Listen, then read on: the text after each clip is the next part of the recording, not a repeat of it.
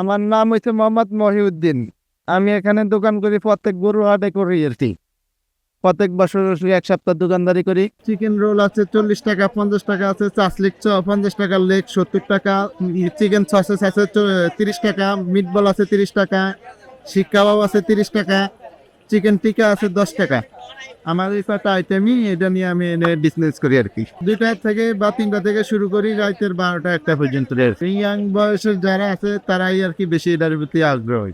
সেপনিল প্রাণঘাতী জীবাণুদের বিরুদ্ধেও দারুণ কার্যকর।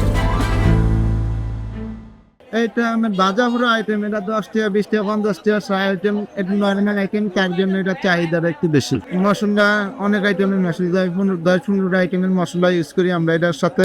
ইউজ করলে আর কি, তারপরে হাতে বানানো কাসুন্দি সস আছে, তারপরে মেনুস আছে, এগুলো আমরা ইউজ করি। সসটাই আমাদের মেইন।